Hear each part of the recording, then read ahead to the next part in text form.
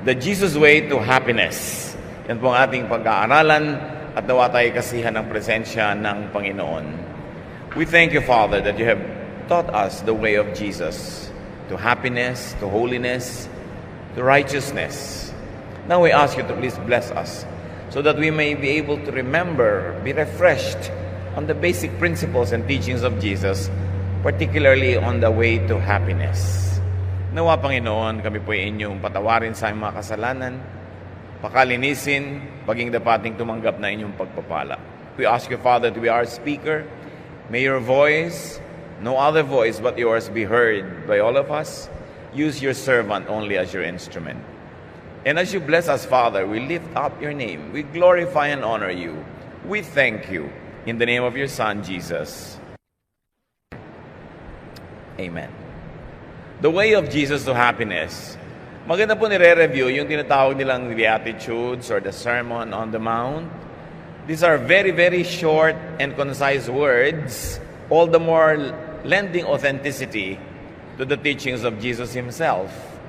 Teachings that were remembered by people, almost codified by memory before they were put on paper. Bago nasulat, ang mga turo ng Panginoon ay inuulit-ulit ng mga tao sa mga tagapakinig. Kaya ang natandaan nila at ang naipasa nila from generation to generation, from mouth to mouth, from heart to heart, are very short teachings. Mga maiiksi mga sentences at ganyan yung quality ng teaching sa Sermon on the Mount. Matthew 5, 1-3. When Jesus saw the crowds, he went up on a side of a mountain and sat down. Jesus' disciples gathered around him, and he taught them. So, Jesus taught his disciples, not the crowds at this instance. Yung para sa mga disciples niya, sa mga tagasunod, sa mga talagang malapit sa kanya, ay itinuro niya ang mga mahahalagang bagay na ito na alam ng marami sa atin at patuloy na dapat alamin, dapat na sariwain at dagdagan ng mga bagong pananaw habang tayo ay nagkakaroon ng mas marami experiences. The beauty in reviewing the basic teachings of Jesus over the years is that though the words are the same and the teachings are the same, our capacity to unlock the mystery and to appreciate the beauty increases over time. Verse 3, God blesses those people who depend only on Him. They belong to the kingdom of heaven. So obviously here, Jesus is saying that happiness is depending on God, not on other people's ways or approval, not in popularity, especially when that popularity is becoming unpopular with God, but not on one's own way or self-approval. Lahat naman tayo naghahanap ng saya, ng ligaya, ng kahulugan ng buhay. Pero kung kani-kanino sumusunod, kung ano-anong paraan ang ginagamit, nabibigo tuloy. At dahil alam ng Panginoon ang gusto ng tao maghanap ng kaligayahan, ng kapayapaan, ng kahulugan, tinuro niya, napakasimple, importante na ang sundin ay yung pamamaraan ng ating Ama sa langit. Happiness is depending on God for salvation. That's why we always emphasize that it is by grace. Because it's not dependent on you nor your performance, but on the performance of Jesus on the cross and the grace and kindness of God the Father in heaven who sent Him to do it, to save people. Happiness is depending on God for security and for wisdom. Marami kasing pwedeng panggalingan, yung sense of security, yung sense of wisdom, pero ang talagang tunay na pinakatuwid at pinakatamang landas para doon ay yung pamamaraan ng Panginoon. Matthew 5:4, God blesses those people who grieve. They will find comfort. Grief is not the blessing. But grief, unpleasant as it may be, could be the way for people to be blessed. Especially if grief corrects and gives us balance. If grief opens our hearts to the graces of God. If grief humbles us to the point of accepting the grace of God, our mistakes and correction of other people, it becomes a blessing. Hindi naman yung mismong grief na bine-bless ka ni Lord, therefore bibigyan ka niya ng mga alalahanin at mga kalungkutan. Pero sa kalungkutan at sa kabila noon, lalong magliliwanag ang kabaitan ng Panginoon sa atin kung ating siyang susundin. Those who grieve could find and should seek comfort and happiness in God. Again, in God's ways. Not in man's ways that are against God's ways, not in one's own ways. Lahat naman gumagawa ng paraan para malampasan yung lungkot, yung sakit, yung lumbay, yung grief. Pero hindi lahat tama ang ginagamit na paraan. Kaya hindi lahat nahahanap yung kapayapaan na kanilang gusto sa buhay. Matthew 5:5, God blesses those people who are humble. The earth will belong to them.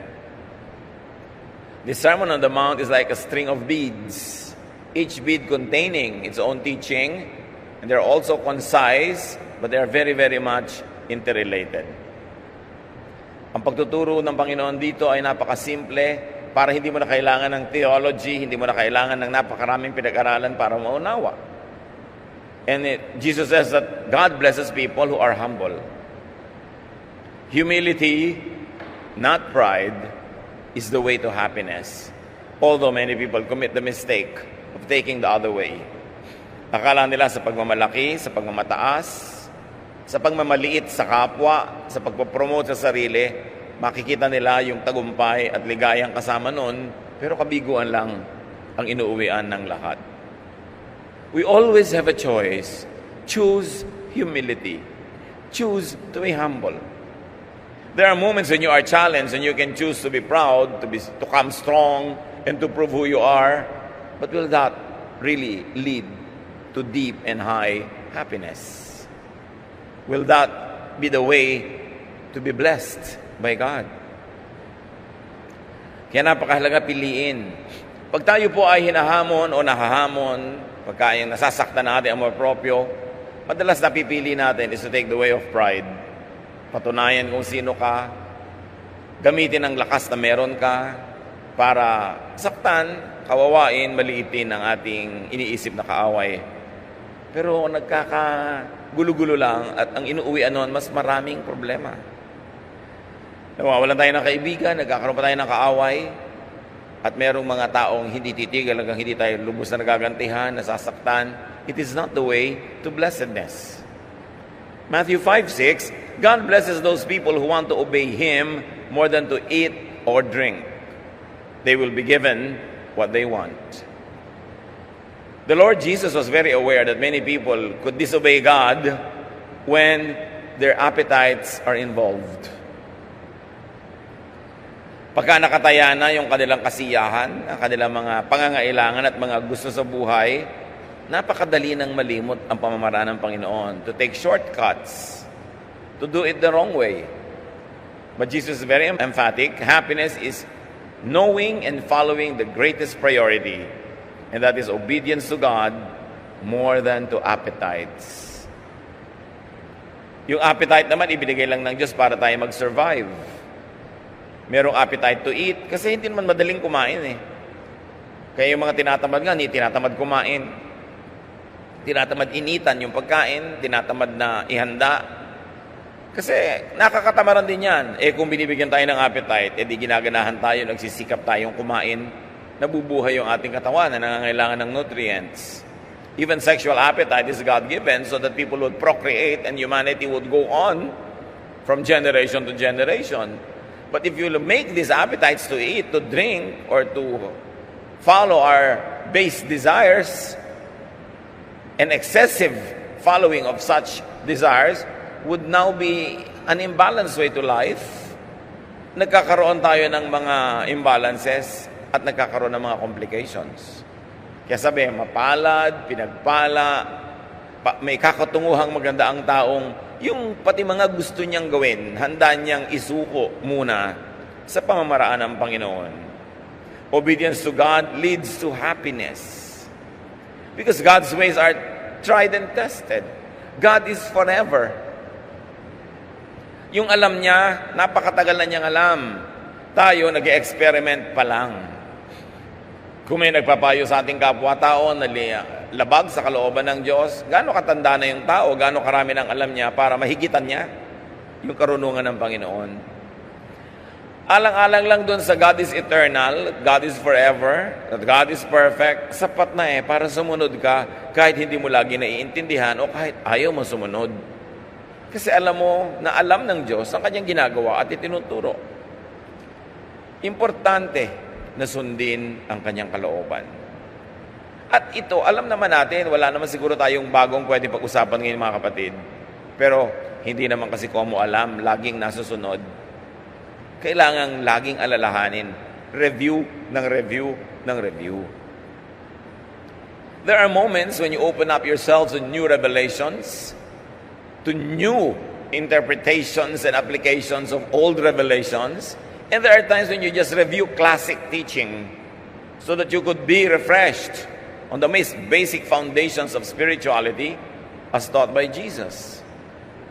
Matthew 5:7, God blesses those people who are merciful. They will be treated with mercy.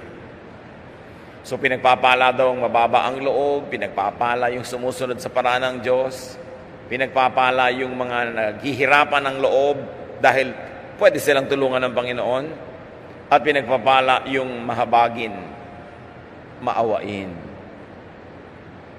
Yung taong maawain, daig pa nun ng taong relihiyoso na hindi maawain. A merciful person achieves more than a religious person who is not merciful at all. Malapit sa puso ng Diyos ang mga taong madaling maawa sa kapwa. Yung mababa ang loob. Kakainin na lang kuminsan, ibinibigay pa o hinahati at least. May sariling pangangailangan, nagiging sensitive sa pangangailangan ng iba. Pwede niyang iwan ang ginhawa ng kanyang kinakalagyang sitwasyon para abutin ang kahirapan ng isang kapwa ang nakikita niyang nagdurusa. This is pure religion, acts of mercy. Being merciful is one of the highest fruits of spirituality. You study religious teachings, you study doctrine, you follow dogma so that you'll be merciful, that you'll be kind and humble. That's why the Lord Jesus says, you will know them by their fruits. You will know a teacher or a teaching by the fruits that the followers or the hearers bear in their lives. Aanhin mo lahat ng katuruan, ang lahat ng verses, ang lahat ng mga doktrina, kung di ka maawain. In fact, the reverse could happen. When people are very religious and very knowledgeable on doctrine and are not merciful, they will use the same verses, the same teachings to justify their lack of mercy, to justify even their cruelty to others in the name of God. The same heat that melts the wax hardens the clay.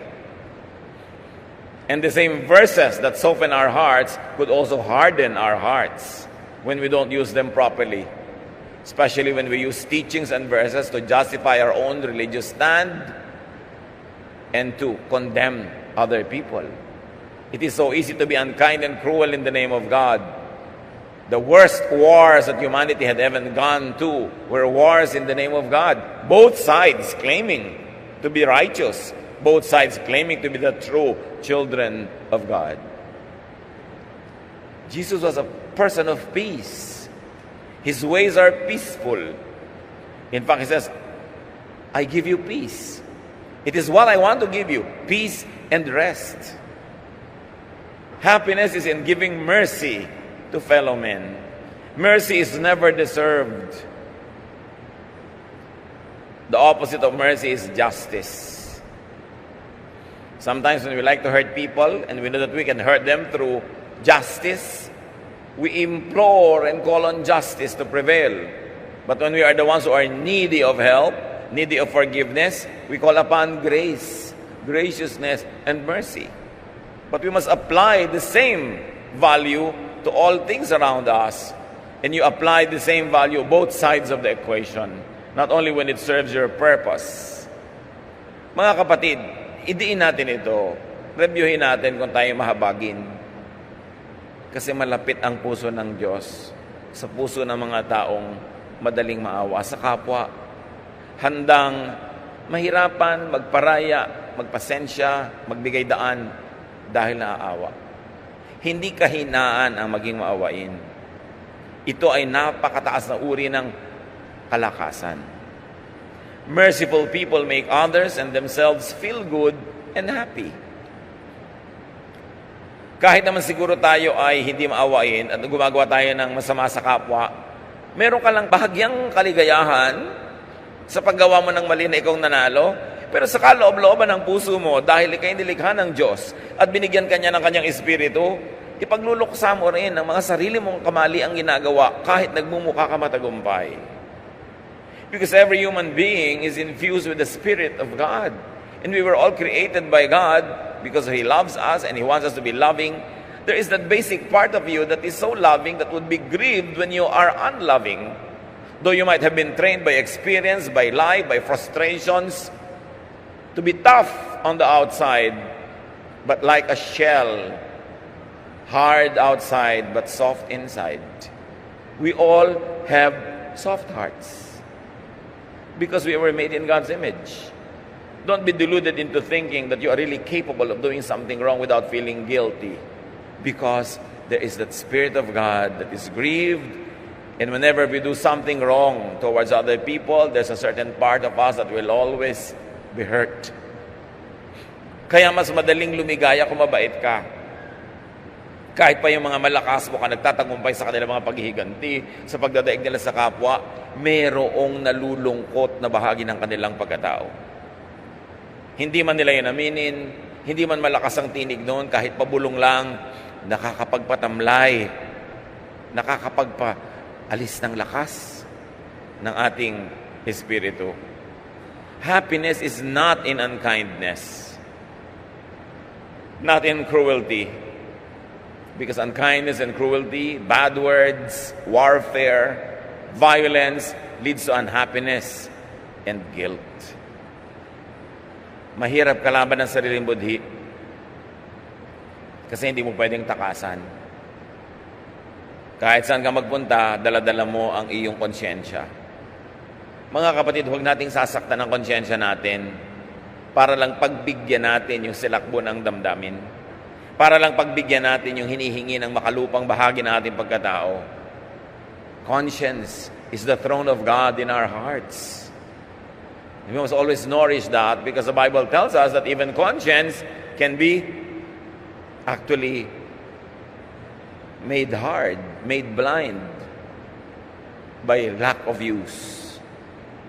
Conscience can be desensitized by continuous unkindness. Kaya mahalaga, sinasanay natin yung konsyensya nating maging mabuti.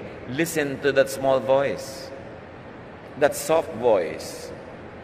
Unkindness and cruelty grieves the Spirit. And how can you expect blessings from the Lord when the Spirit of God within you is grieved? Yan yung mga hindi nakikita eh. Yan yung mga parang napakadaling mabaliwala.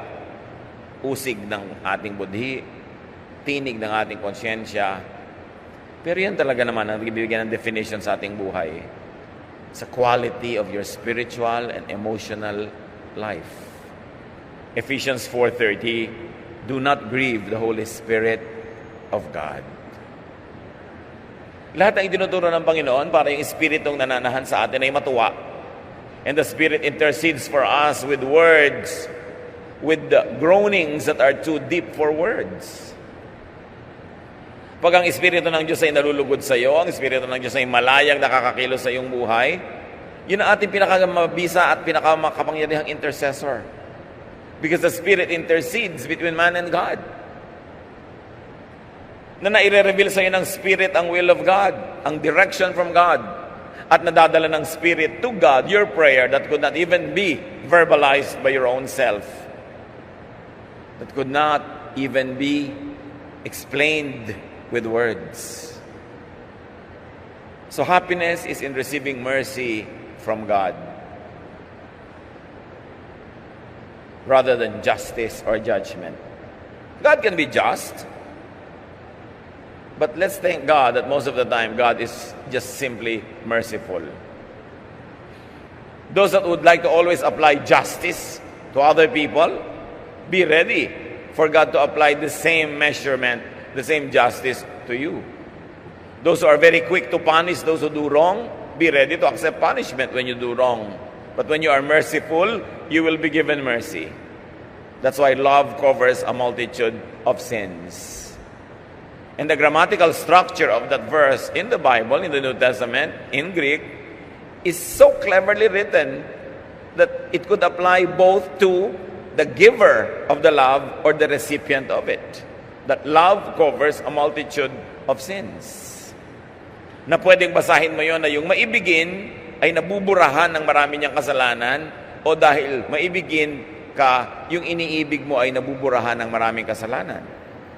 So, hindi mo man matukoy kung alin doon, kung ikaw ba yung giver or recipient of love, just love anyway, because love covers a multitude of sins. Love cancels many debts. Maraming utang ang nabubura ng pag-ibig. Matthew 5:8, God blesses those people whose hearts are pure. They will see Him. Who will see God? The academic theologian? Who will see God? Those who are skilled with languages? Those who are trained with various studies that are religious in nature? Those who will see God are the pure in heart. Of course, if you are pure in heart and you're also academically trained and you have good scholarship, then all the more that you will see God. But seeing God is for those whose hearts are pure.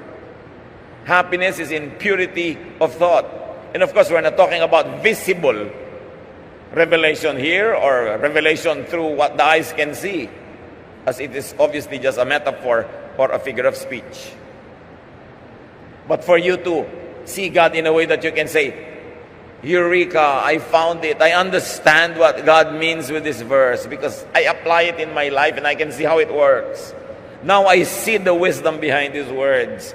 Now I know why God is right in prohibiting this or that, or in commanding this or those commands. You see God.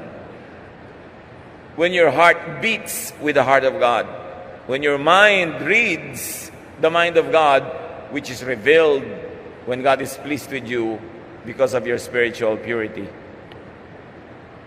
Purity clarifies the mind and vision.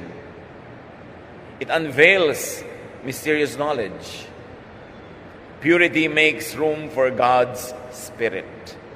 You want to make room for God's Spirit so that God's Spirit will have ample room to maneuver, to move in your life? Watch for purity of thought. Hindi tayo nagwe-welcome ng mga isipin, mga ideya na lumalason sa ating isip, nagpaparumi sa ating isipan. Because great spiritual truths are revealed, not learned academically. Ipinagkakaloob ang kaliwanagan, hindi ito napag-aaralan. Ngayon, kung gusto ka ng pagkalooban ng Panginoon, pure ang iyong heart, para mo siya makita, maramdaman, maunawaan, at skilled ka pa at trained, mas lalong liliwanag ang pag-unawa mo. But training and skill and knowledge alone will never be able to pull God's mystery out of its location para mo lang siya maintindihan. Purity, not skill, not knowledge, invites revelation and spiritual enlightenment. Kaya mahalaga, binabantayan po natin mga kapatid kung malinis ba ang ating isip. Malinis ba tayong mag-isip? Kasi kung yung isip mo ay punong-puno ng lason, paano naman titirhan ang Espiritu ng Diyos para ipahayag sa inyo ang matatayog at malalalim niyang mga kaalaman? Therefore, purify thoughts.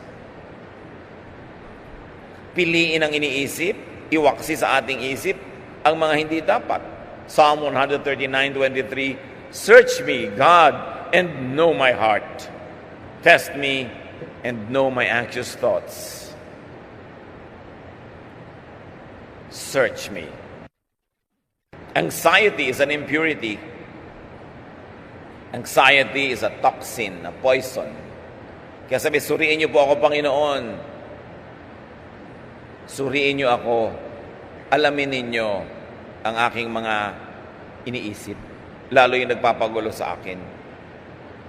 Matthew 5:9, God blesses those people who make peace. They will be called His children.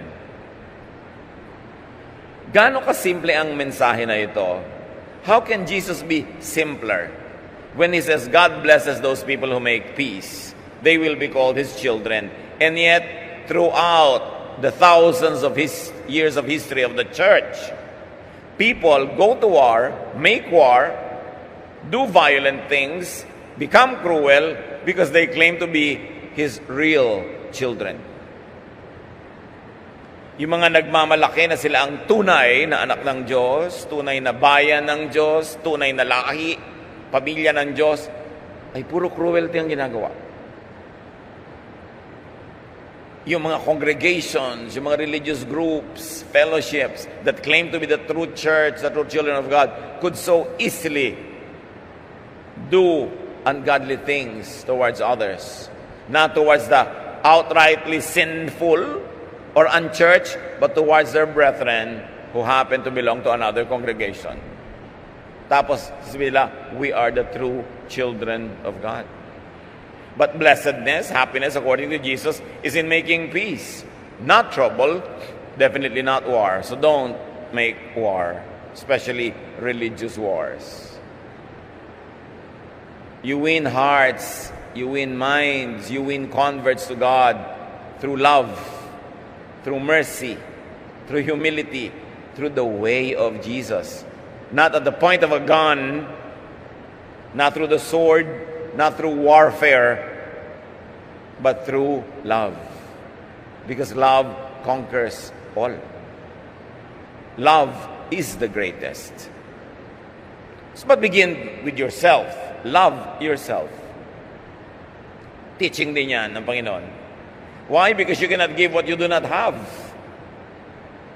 So those who are very, very quick to abandon themselves and not love themselves will find themselves bereft of the capacity to love others. Then love your neighbor as yourself. When Jesus says, love your neighbor as yourself, He doesn't say, love your neighbor only and not yourself. He knows that men will love themselves, women will love themselves, and that's not wrong. But Jesus says, don't stop there. Make sure that you love people the same way you love yourself. Then it's all right to love yourself. So love yourself, then you move out to loving your neighbor, and Jesus brings it one step further. Love your enemy. Kaya wala ka ng excuse para hindi mo mahalin ang biyenan. Diba, kung minsan yung biyanan mo, parang neighbor mo lang, love naman your neighbor. Tapos enemy mo na, o diba, love pa rin your enemy. There's no reason for husband and wives not to love each other, because even enemies are to be loved. What more if that is your husband or wife? What more if that person is your literal neighbor, living next door? Lahat yan, covered ng love ni Jesus. So many Christians are so into gospel grace in salvation, but they go to many verses that could be read in a cruel way when it comes to politics and social behavior. Always review the teachings of Jesus. It is Jesus who died for us. It is the name of Jesus that is above every name. So there should be no contest as to whose teachings should prevail in our minds, in our hearts, in our lifestyles, especially when there seem to be many divergent teachings or various teachings that oppose each other. Hindi na tayo dapat malito kung sino ang dapat pakinggan. Ang teachings ni Jesus ang dapat mangibabaw. And Jesus teaches us that happiness is in acting like and being called God's children. Matthew 5:10. I really love these teachings. They are so short, concise. They cover many areas, but still they cover only one area really. It's to have a blessed, peaceful life. God blesses those people who are treated badly for doing right. They belong to the kingdom of heaven. God will bless you when people insult you, mistreat you, and tell all kinds of lies or evil lies about you. because of me. Be happy and excited. You will have a great reward in heaven. People did the same things to the prophets who lived long ago. Pagka kayo ay ginagawa ng masama, pinagsasabihan ng masama, kinakantsawan, sinasaktan pa nga, kung minsan pinapatay dahil sa akin, sabi ni Jesus, ituring niyo sarili niyo mapalad. Wala namang bago. Ginawa na rin ng masasamang tao sa mundo ang mga yan sa mga naunang mga propeta at anak ng Diyos noong paman. Do not wonder as if you are only the one going through this. The people of God through generations have been maltreated, mistreated, abused because of the teachings of God, because of the teachings of God enunciated, explained, and modeled by Jesus. And these are the teachings of love, the teachings of kindness and goodness. Actually, when you are really loving and you are kind and merciful, you could be inviting abuse. That's why Jesus also says, be wise. Be wise, be innocent as doves, but be wise as serpents. Hindi rin naman kahit dahil ikay maibigin, tinuruan kang maging maawain, hindi mo na ipoprotect ang sarili mo. Kailangan gagamit ka rin ng wisdom dahil maraming magsasamantala nun. But happiness, nevertheless, is in doing right, even if the immediate result is unpleasant. Go for the long way. Have the eternity mindset. Even Mao Zedong says, one step backward, two steps forward. There are moments when you seem to be getting set back, but have an eternity mindset. Kung kayo ay napapaatras sa paggawa ng mabuti, parang natatalo, nalulugi, sa hinabahaba ng panahon, kayo rin ang wagi, dahil yan ang kalooban ng Panginoon. 2 Corinthians 4:16, therefore do not lose heart. Though outwardly we are wasting away, yet inwardly we are being renewed day by day. Kada araw ay pinapapanariwa tayo ng kapangyarihan ng Diyos kahit sa ating paggawa ng mabuti at paglilingkod ay nagmumukha tayong naluluma, nagagasgas, nasasaktan, natatalo. It's what matters in the long run. It's what matters inside. How the Spirit of God is edified through the things we do and not do. 2 Corinthians 4:17, these little troubles are getting us ready for an eternal glory that will make all our troubles seem like nothing. Kaya pag tayo nahihirapan sa pagsunod kay Jesus, isipin na lang natin, ito ang daan patungo sa kaluwalhatian. Hindi mahirap ang daan patungo sa Kalbaryo, pero yung Kalbaryo ang daan ni Jesus para sa kabilang buhay, sa buhay na walang hanggan, na naging hindi lang para sa Kanya, kundi para sa ating lahat. So have an eternity mindset.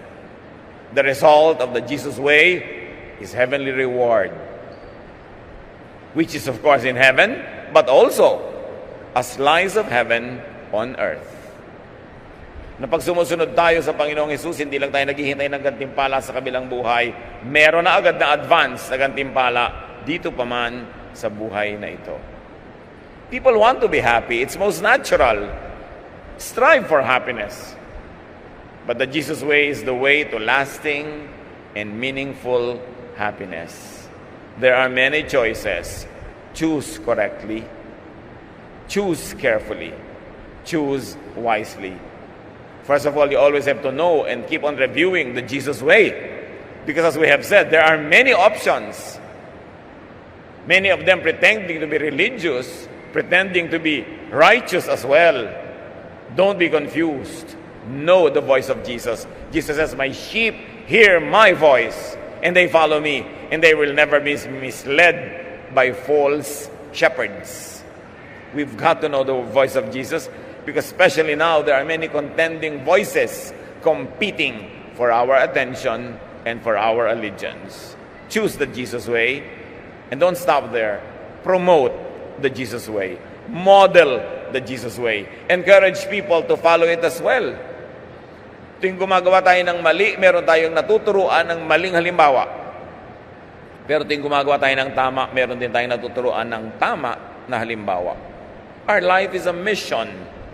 Bawat ginagawa natin at hindi ginagawa, para tayong bola ng billiard na may tinatama ang ibang bola.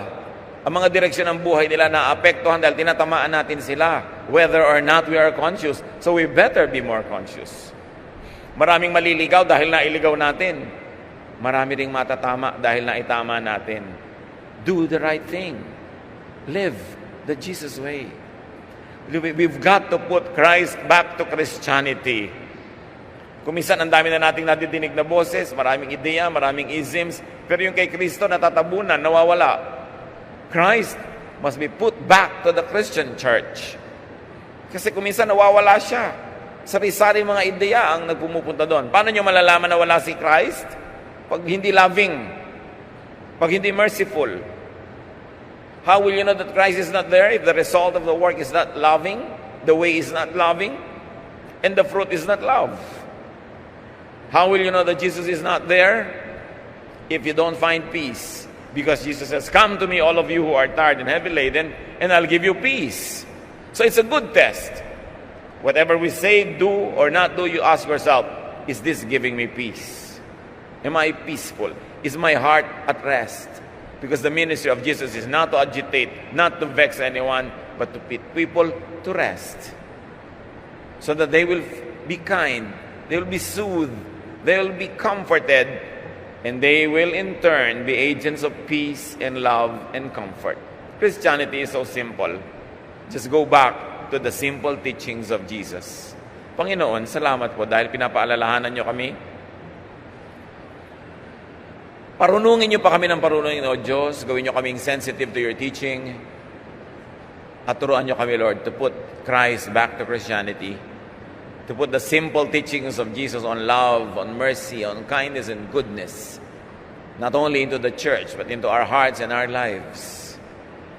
Pagbulay-bulayan natin, mga kapatid, ang kahulugan ng mga ito. Let's spend some time of silence with the Lord. And let the Spirit of God guide us unto great applications of these teachings in our daily lives.